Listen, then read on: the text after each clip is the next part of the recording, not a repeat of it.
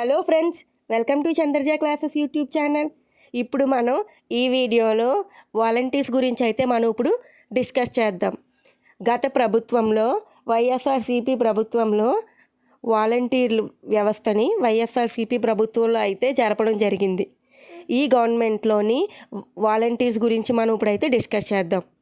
Last గవర్నమెంట్లోని వాలంటీర్స్కి నెలకి 5,000 రూపాయల చొప్పున వాలంటీర్ని అయితే కేటాయించడం జరిగింది.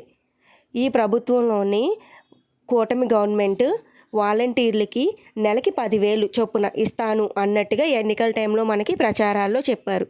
లేటెస్ట్గా వచ్చిన అప్డేట్ ఏంటి అంటే కూటమి గవర్నమెంట్ వాలంటీర్ అయితే నియామకం ఉండదు, అసలు వాలంటీర్సే లేరు, వాలంటీర్స్లో కొంతమంది రాజీనామా చేశారు, మరి కొంతమంది అయితే ఉన్నారు అన్నట్టుగా అంటున్నారు. వాలంటీర్స్ని అయితే తీసేయడం జరిగింది.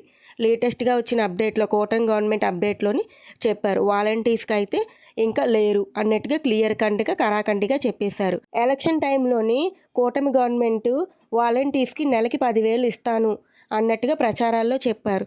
కానీ ఇప్పుడు ఆ మాటను నిలబెట్టుకోకుండా ఆ మాటని మార్చి వాలంటీర్స్కి అయితే నియామకం అనేది నిర్ణయించలేదు, వాలంటీర్స్కి పదవిని అయితే ఇవ్వలేదు. ఇది ఫ్రెండ్స్ లేటెస్ట్గా వాలంటీర్స్ గురించి వచ్చిన ఇన్ఫర్మేషన్. ఇంతవరకు ఎవరైతే చంద్రజ క్లాసెస్ లైక్ చేయలేదో please like, share and subscribe to Chandraja classes YouTube channel friends.